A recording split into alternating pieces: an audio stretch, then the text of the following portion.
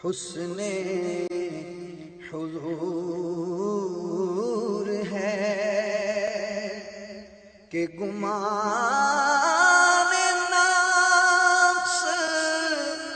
جان نہیں۔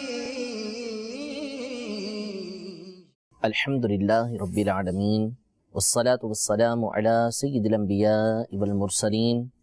اما بعد فاعوذ باللہ من الشیطان الرجیم،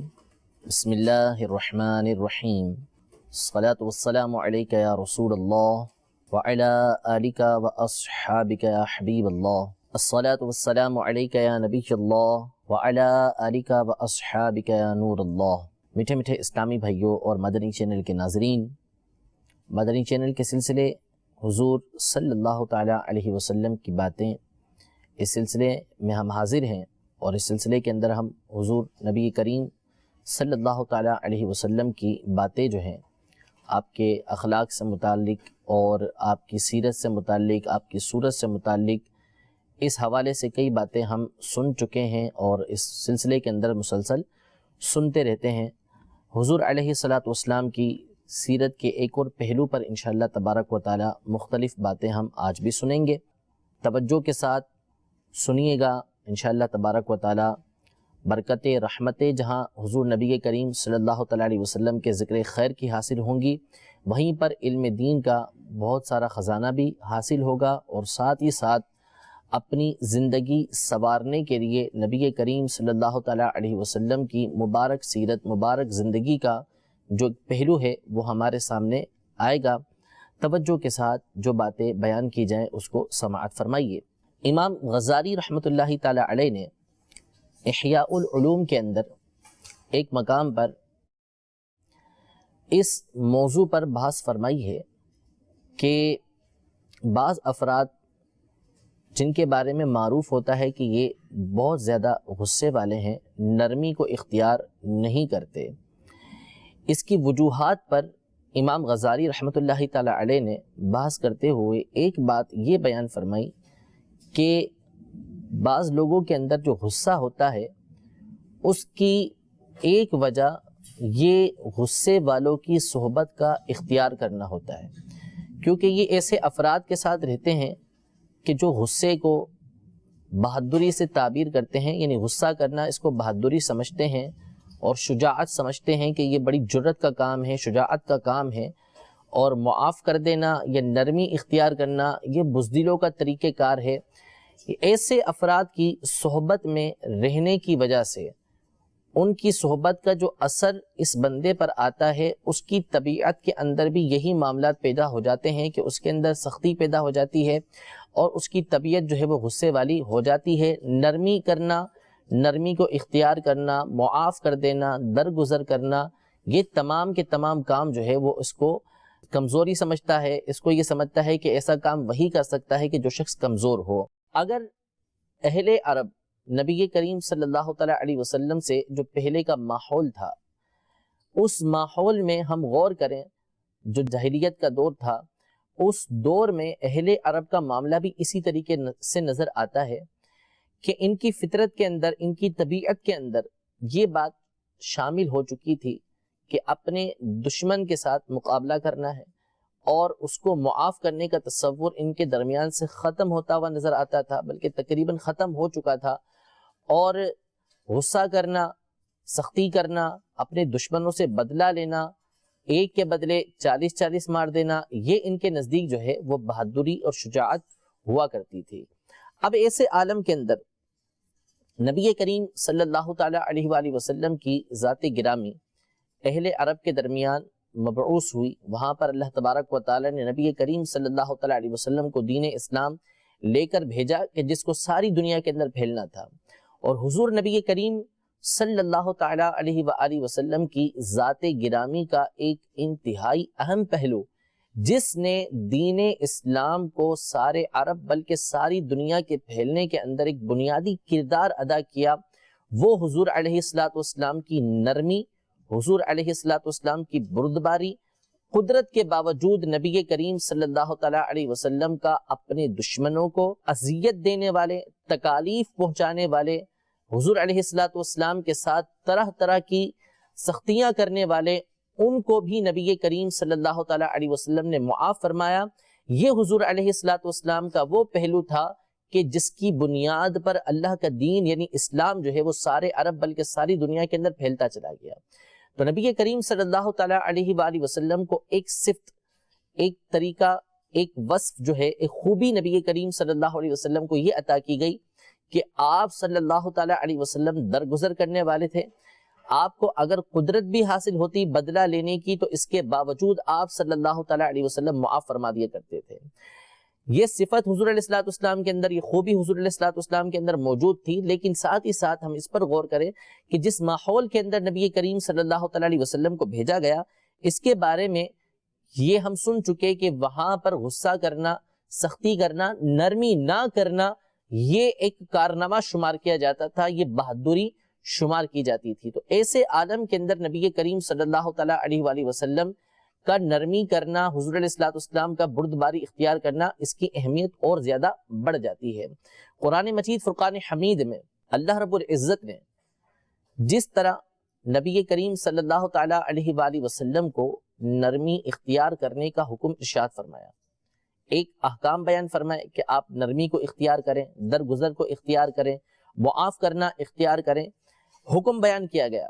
ساتھ ہی ساتھ اللہ تبارک و تعالیٰ نے نبی کریم صلی اللہ تعالیٰ علیہ وسلم کی یہ خوبی بیان کی کہ جو حکم حضور علیہ الصلوۃ والسلام کو دیا جا رہا ہے، حضور علیہ الصلوۃ والسلام اس پر عمل پیرا ہیں۔ آپ نرمی کرنے والے ہیں، آپ سختی کرنے والے نہیں ہیں، آپ اپنی ذات کے لیے بدلہ لینے والے نہیں، بلکہ آپ علیہ الصلوۃ والسلام پر جو ظلم کرنے والے ہیں، جو سختیاں کرنے والے ہیں، ان پر قدرت کے باوجود حضور علیہ الصلوۃ والسلام ان کو معاف کر دینے والے ہیں۔ چنانچہ قرآن مجید فرقان حمید میں سورۃ الاعراف کی آیت نمبر 199 199 کے اندر اللہ رب العزت نے حضور علیہ الصلوۃ والسلام سے ارشاد فرمایا، خذ العفو وأمر بالعرف وأعرض عن الجاہلین، یعنی معاف کرنا اختیار کیجئے اور بھلائی کا حکم دیجئے اور جاہلوں سے اعراض فرمائیے، ان سے منہ پھیر لیجئے۔ اس آیت میں اللہ تبارک و تعالیٰ نے اس کے پہلے حصے کے اندر نبی رحمت شفیع امت صلی اللہ تعالیٰ علیہ وآلہ وسلم کو اس بات کا حکم دیا کہ آپ معاف کرنا اختیار کریں، اور پھر دوسری آیاتوں کے اندر اللہ تبارک و تعالیٰ نے حضور علیہ الصلوۃ والسلام کے اس وصف جمیل کا، اس خوبی کا ذکر فرمایا کہ حضور علیہ الصلوۃ والسلام نرمی ہی کرنے والے ہیں، معاف کرنا حضور علیہ الصلوۃ والسلام کی فطرت کے اندر، طبیعت کے اندر موجود ہے۔ چنانچہ نبی کریم صلی اللہ تعالیٰ علیہ وسلم کی ذات گرامی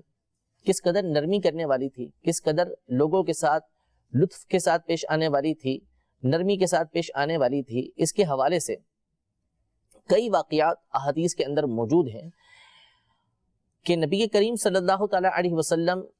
ایک مرتبہ صحابہ کرام علیہم رضوان کے درمیان تشریف فرما تھے، تو ایک کافروں کی طرف سے نمائندہ حضور علیہ الصلوۃ والسلام کی بارگاہ میں حاضر ہوا، اور اس نے حضور علیہ الصلوۃ والسلام کے صحابہ کی حضور علیہ الصلوۃ والسلام سے محبت کو دیکھا تو واپس کفار کے پاس گیا اور اس نے جا کر اس بات کا اعلان کیا کہ میں نے قیصر و کسریٰ کے دربار کے اندر بھی حاضری دی ہے، ان کے دربار کو بھی میں نے دیکھا ہے، ان کے درباریوں کے حالات کو بھی میں نے دیکھا ہے، لیکن جو محبت میں نے حضور صلی اللہ تعالیٰ علیہ وسلم کے صحابہ کی حضور کے ساتھ دیکھی ہے وہ کسی اور کی نہیں دیکھی۔ حضور علیہ الصلوۃ والسلام لعاب دہن نکالتے ہیں تو صحابہ کرام علیہم رضوان اس کو اپنے ہاتھ میں لے لیتے ہیں، زمین پر نہیں آنے دیتے۔ وضو جب فرماتے ہیں تو قطرات کو نیچے نہیں آنے دیتے، ان قطرات کے حصول کے لیے ایک دوسرے سے آگے بڑھتے ہیں، جس کو قطرے مل گئے وہ اس سے برکتیں حاصل کرتا ہے، جو قطرے حاصل نہیں کر سکتا وہ حضور علیہ الصلوۃ والسلام کے قطرے جس کے ہاتھ میں آئے ہیں اس کے ہاتھ کی تری سے برکتیں حاصل کر رہا ہوتا ہے۔ ایسی محبت میں نے حضور علیہ الصلوۃ والسلام کے اصحاب کی جو ہے وہ حضور علیہ الصلوۃ والسلام کے ساتھ دیکھی ہے۔ تو اس پر صحابہ کرام علیہم رضوان کی جو حضور علیہ الصلوۃ والسلام سے محبت تھی، جو الفت تھی، وہ ظاہر ہوتی ہے کہ پروانہ وار حضور علیہ الصلوۃ والسلام کے گرد گھوما کرتے تھے۔ اس بات کو اللہ تبارک و تعالی قرآن مجید فرقان حمید میں یوں ارشاد فرماتا ہے کہ فَبِمَا رَحْمَةٍ مِّنَ اللَّهِ لِنْتَ لَهُمْ وَلَوْ كُنْتَ فَظًّا غَلِيظَ الْقَلْبِ لَانفَضُّوا مِنْ حَوْلِكَ، یعنی اللہ تبارک و تعالیٰ کی رحمت سے آپ ان لوگوں کے لیے بڑے نرم ہیں، اگر آپ سخت ہوتے، دل کے سخت ہوتے تو یہ جو آپ کے گرد پروانے ہیں یہ سارے کے سارے دور ہو جاتے، آپ کے پاس سے چھٹ جاتے۔ تو چونکہ آپ نرم ہیں اس لیے پروانہ وار آپ کے گرد گھومتے ہیں۔ تو جہاں اللہ تبارک و تعالیٰ نے اس بات کا حکم دیا کہ خذ العفو، آپ معاف کرنا اختیار کریں، ساتھ ہی ساتھ حضور علیہ السلام کی اس خوبی کو بھی اللہ تبارک و تعالیٰ نے بیان فرمایا کہ حضور کے اندر نرمی موجود ہے، جس کی بنیاد پر آپ معاف کرنا اختیار کرتے ہیں، اور یہی نرمی ہے کہ جس کی وجہ سے صحابہ کرام علیہم رضوان پروانہ وار حضور علیہ السلام کی گرد گھوم رہے ہوتے ہیں، آپ کی بارگاہ میں حاضری کو اپنا شرف سمجھتے ہیں۔ اگر حضور علیہ السلام کے اندر سختی ہوتی، بدلہ لینا ہوتا، دل کے اندر سختی موجود ہوتی، تو یہ پروانہ وار گھومنے والے صحابہ جو ہے وہ آپ سے دور ہو چکے ہوتے، اور جب ایسا نہیں ہے تو بات بالکل ظاہر ہے کہ حضور علیہ السلام یہ نرم دل ہیں، نرمی کو اختیار کرنے والے ہیں۔ اسی طرح قرآن مجید فرقان حمید کی ایک بڑی ہی پیاری آیت جو حضور علیہ السلام کے فضائل کے حوالے سے بڑی مشہور ہے، اس میں بھی حضور علیہ السلام کی نرمی کا اللہ تبارک و تعالیٰ نے ذکر فرمایا۔ چنانچہ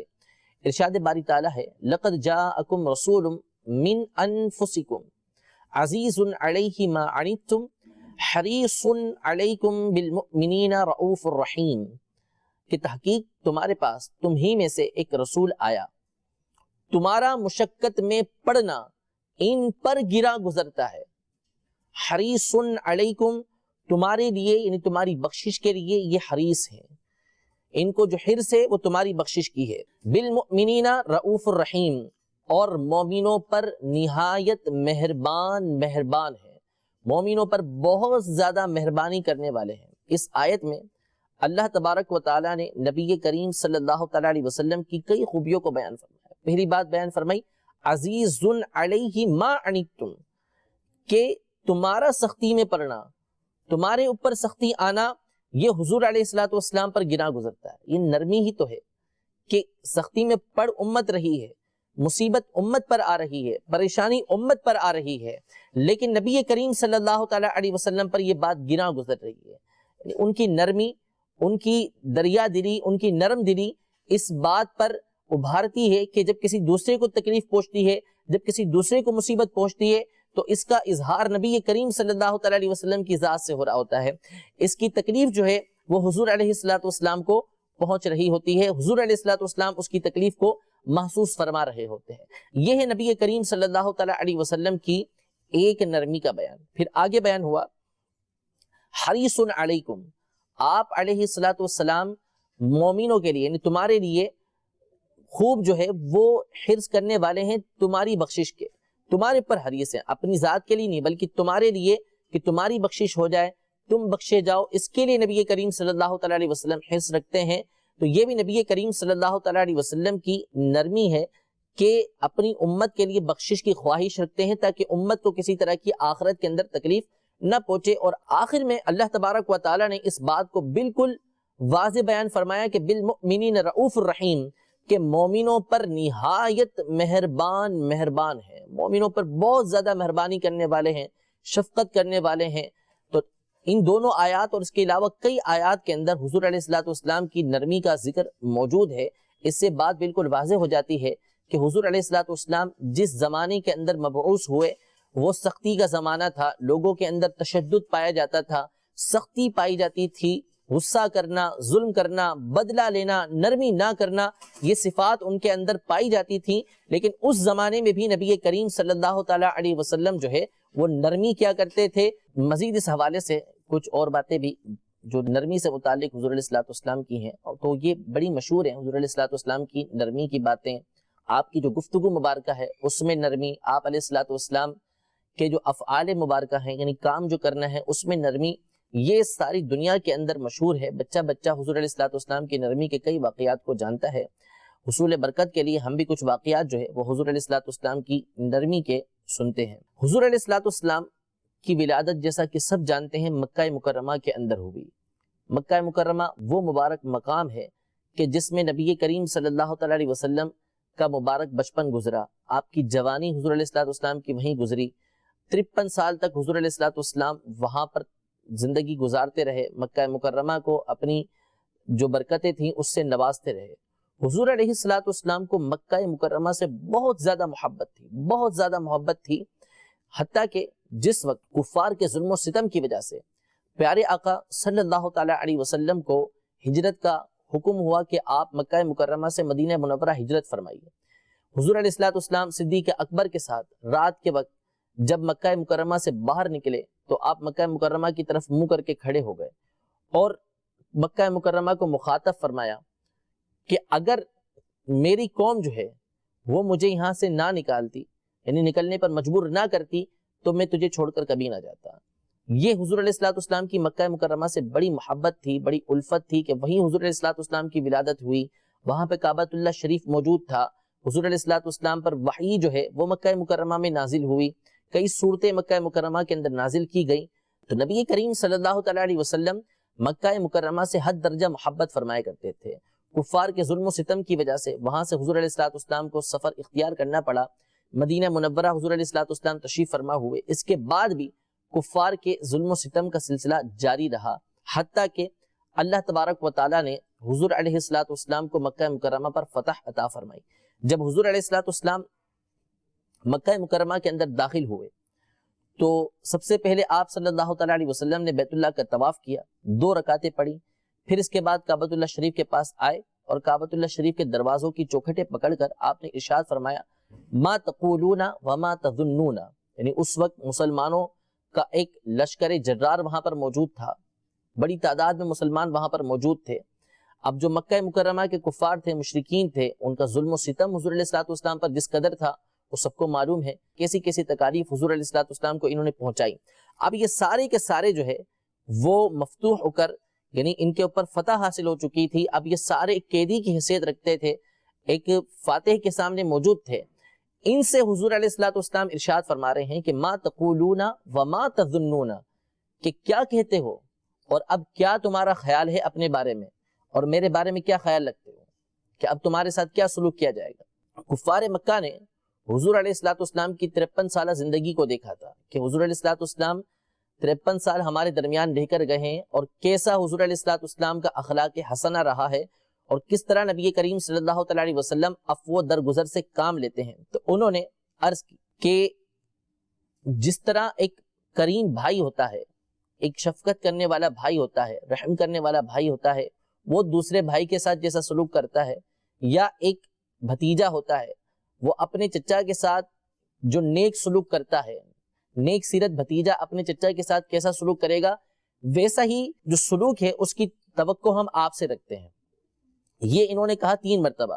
اس پر نبی کریم صلی اللہ تعالی علیہ وسلم نے قرآن مجید فرقان حمید میں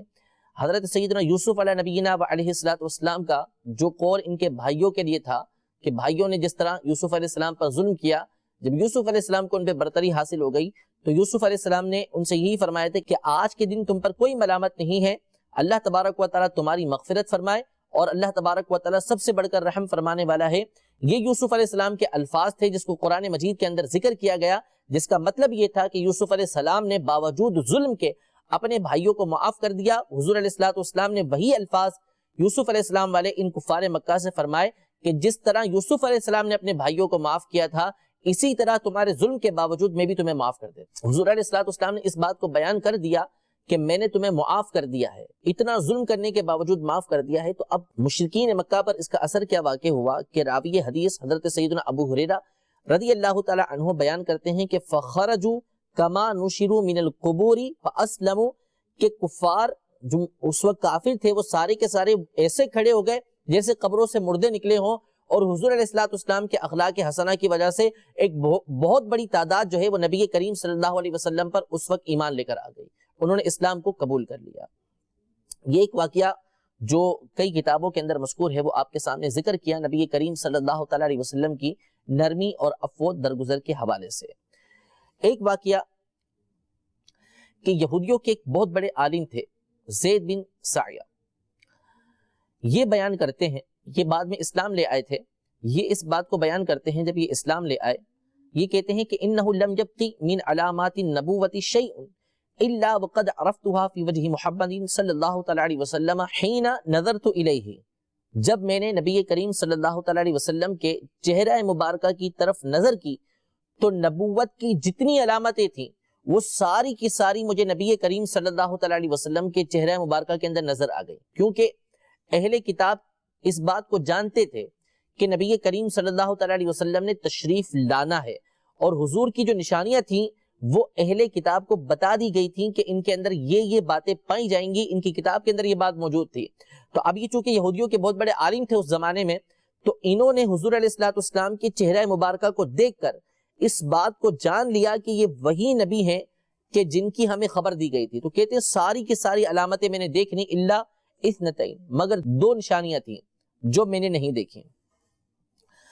پھر آپ فرماتے ہیں کہ وہ 2 نشانیاں یہ تھیں کہ ان یسبق حلمہ جہلہ، حضور علیہ الصلوۃ والسلام کا جو درگزر فرمانا ہے وہ آپ کے سختی کے اوپر فوقیت رکھتا ہے، زائد ہے، بڑھ کر ہے، درگزر فرمانا آپ کا بڑھ کر ہے۔ ولا تزیدہ شدۃ الجہر علیہ الا حلما، اور جب جب آپ کے ساتھ جہل والا معاملہ کیا جائے گا، جب جب آپ کو تنگ کیا جائے گا، پریشان کیا جائے گا، تو آپ کا معاف کرنا، آپ کا نرمی کرنا، آپ کا درگزر کرنا یہ بڑھتا چلا جائے گا۔ یعنی حضور علیہ الصلوۃ والسلام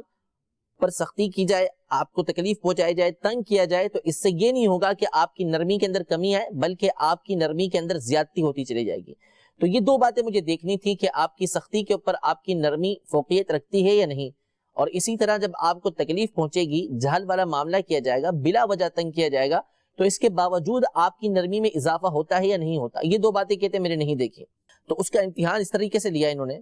کہ کہتے ہیں کہ میں نے کچھ کھجوریں نبی کریم صلی اللہ تعالیٰ علیہ وسلم سے خریدی اور رقم دے دی، اور کھجور دینے کے لیے کچھ وقت مقرر کر دیا کہ اتنے عرصے کے بعد میں آپ سے کھجوریں لے لوں گا، رقم دے چکے۔ کہتے ہیں کہ ابھی اس مدت کے اندر، کہ جس مدت کا وعدہ ہوا تھا کہ اتنے عرصے میں نبی کریم صلی اللہ تعالیٰ علیہ وسلم نے وہ کھجوریں مجھے واپس کر دینی ہیں، اس مدت سے 2 یا 3 دن پہلے میں نبی کریم صلی اللہ تعالیٰ علیہ وسلم کے پاس پہنچ گیا، اور آپ کی قمیص کے دامن یا آپ کی چادر کے دامن کو پکڑا، اور بڑی سختی کے ساتھ آپ کی طرف دیکھا، اور میں نے کہا کہ آپ میرا حق ادا نہیں کرتے۔ تو پھر یہ الفاظ بھی ذکر کیے کہ آپ بنی عبد المطلب جو ہیں، یعنی عبد المطلب کی جو اولاد ہیں، ان کا طریقہ کاری یہ ہے کہ حق ادا کرنے کے اندر ٹال مٹول کرتے ہیں۔ اب اس بات کو حضرت عمر رضی اللہ تعالی عنہ بھی دیکھ رہے تھے، تو انہوں نے یہ الفاظ ذکر کیے کہ اے عدو اللہ، اے اللہ کے دشمن، اتقول لرسول اللہ صلی اللہ علیہ وسلم ما اسمع، جو بات میں نے سنی ہے تم رسول اللہ صلی اللہ تعالی علیہ وسلم سے اس طرح کہہ رہے ہو؟ فواللہ، اللہ کی قسم، اگر حضور علیہ الصلوۃ والسلام کا لحاظ نہ ہوتا تو میں سر اڑا دیتا تمہارا۔ تو حضور علیہ الصلوۃ والسلام کے بارے میں یہ کہتے ہیں زید بن سایہ کہ ہمارا یہ معاملہ ہو رہا تھا، لیکن نبی کریم صلی اللہ تعالی علیہ وسلم حضرت عمر کی طرف بڑے سکون کے ساتھ، بڑے آرام سے اور بڑی مسکراہٹ کے ساتھ دیکھ رہے تھے۔ پھر آپ نے یہ ارشاد فرمایا کہ اے عمر، میں اور یہ زید بن سایہ، یہ دونوں جو معاملہ تم نے کیا اس کے برعکس معاملے کی طرف تمہارے محتاج تھے، یعنی جو معاملہ تم کر رہے ہو اس کے برعکس دوسرا معاملہ تمہیں کرنا چاہیے تھا۔ وہ کیا تھا؟ وہ یہ تھا کہ تأمرنی بحسن الادائی، کہ مجھے تو تم اس بات کا حکم دیتے کہ میں اچھی طریقے سے جو حق ہے اس کو ادا کر دوں، وَتَأْمُرُهُ، اور تم ان کو حکم دیتے کہ اچھی طریقے سے اپنا حق مانگو، اچھی طریقے سے اپنے حق کو طلب کرو۔ یہ بات تمہیں اس کو کہنی چاہیے تھی، اور مجھے بھی یہ عرض کرنا چاہیے تھا کہ اچھی طریقے سے تم ان کا حق ادا کر دو، یہ بات تمہیں کہنی چاہیے، لیکن اس کے برعکس تم جو ہے اس کو اس بات کا کہہ رہے ہو کہ اگر لحاظ نہ ہوتا تو میں تمہاری گردن اڑا دیتا۔ پھر ارشاد فرمایا نبی کریم صلی اللہ علیہ وسلم نے کہ جاؤ، جو اس کی کھجوریں ہیں وہ اس کو ادا کر دو، اور مزید 20 سا کھجوریں جو ہیں وہ اس کو اور بھی دے دو۔ اب یہ فرماتے ہیں زید بن سایہ کہ جو حضرت عمر رضی اللہ تعالی عنہ کو حکم ہوا تھا اس کے مطابق وہ انہوں نے مجھے دے دیے۔ پھر اس کے بعد ہی انہوں نے اسلام قبول کیا، اور انہوں نے اس بات کو بیان کیا کہ میں نے ساری کی ساری جو علامات تھی وہ دیکھ لی تھی، یہ جو معاملہ میں نے کیا وہ اسی لیے کیا کہ نبی کریم صلی اللہ تعالی علیہ وسلم کے درگزر کو دیکھ لوں، اور اس بات کو دیکھ لوں کہ جب جب حضور علیہ الصلوۃ والسلام پر بلا وجہ جہل کا مظاہرہ کیا جائے گا، حضور علیہ الصلوۃ والسلام پر تکالیف کی جائیں گی، تو حضور علیہ الصلوۃ والسلام کا حلم، حضور علیہ الصلوۃ والسلام کا درگزر، نرمی بڑھتی چلے جائے گی۔ بس یہ نشانیاں نظر آئیں اور میں نے اسلام کو قبول کر لیا۔ اس طرح کی کئی باتیں محدثین نے اپنی اپنی کتابوں کے اندر ذکر کی ہیں کہ نبی کریم صلی اللہ تعالیٰ علیہ وسلم کس قدر نرمی فرمایا کرتے تھے، حتیٰ کہ جن لوگوں نے حضور علیہ الصلوۃ والسلام کی راہ کے اندر کانٹے بچھائے، نبی کریم صلی اللہ تعالیٰ علیہ وسلم پر طرح طرح کی اذیت والی چیزیں ڈالیں، ان کو بھی نبی کریم صلی اللہ تعالیٰ علیہ وسلم نے معاف کیا۔ تو ہمیں چاہیے نبی کریم صلی اللہ تعالیٰ علیہ وسلم کے سیرت کے اس پہلو کو اپنے سامنے رکھیں۔ ہمارے ساتھ بھی اگر اس طرح کے معاملات ہوتے ہیں تو عفو درگزر سے کام لیں، معاف کرنا اختیار کریں کہ یہ چیز اللہ تبارک و تعالیٰ کی بارگاہ کے اندر بندے کے مرتبوں کو بلند کرتی ہے۔ اللہ رب العزت ہم سب کو نرمی اختیار کرنے کی توفیق عطا فرمائے، اور ہم سب کو نبی کریم صلی اللہ تعالیٰ علیہ وسلم کی سیرت کے اس پہلو پر بھی عمل پیرا ہونے کی توفیق عطا فرمائے۔ آمین بجاہ النبی الامین صلی اللہ تعالیٰ علیہ وآلہ وسلم۔ وہ کمال حسن حضور ہے کہ گمان نقص جہاں